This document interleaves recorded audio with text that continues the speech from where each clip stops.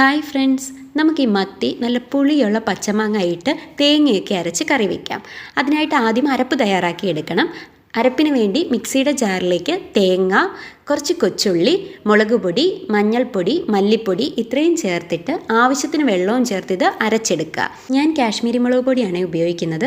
ഇനി പാത്രം വെച്ച് ചൂടായി വരുമ്പോൾ അതിലേക്ക് എണ്ണ ഒഴിച്ചു കൊടുക്കുക. എണ്ണ ചൂടായി വരുമ്പോൾ കടുക് പൊട്ടിച്ച് അതിലേക്ക് ഉലുവായും ചേർത്ത് അതും പൊട്ടി വരുമ്പോൾ കൊച്ചുള്ളി ചെറുതായിട്ട് അരിഞ്ഞത് ചേർത്ത് കൊടുക്കുക. പിന്നെ ഇഞ്ചി, വെളുത്തുള്ളി, പച്ചമുളക്, കറിവേപ്പില, ആവശ്യത്തിന് ഉപ്പും ചേർത്ത് ഇളക്കി കൊടുക്കുക. കൊച്ചുള്ളി ചെറുതായിട്ടൊന്ന് വാടി വരുമ്പോഴേക്കും അരിഞ്ഞു വെച്ചിരിക്കുന്ന പച്ചമാങ്ങ ഇട്ട് കൊടുത്ത് നന്നായിട്ടൊന്ന് ഇളക്കുക. എന്നിട്ട് നമ്മൾ അരച്ചു വെച്ചിരിക്കുന്ന അരപ്പ് അതിലേക്ക് ചേർത്ത് കൊടുക്കുക.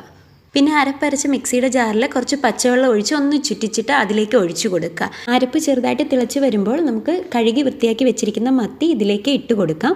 ഇനി മൂടി വെച്ച് ഒരു 20 മിനിറ്റ് വെയിറ്റ് ചെയ്താൽ മത്തിക്കറി റെഡി. ഇടയ്ക്കൊന്ന് പാത്രം ചുറ്റിച്ച് കൊടുക്കണം കേട്ടോ.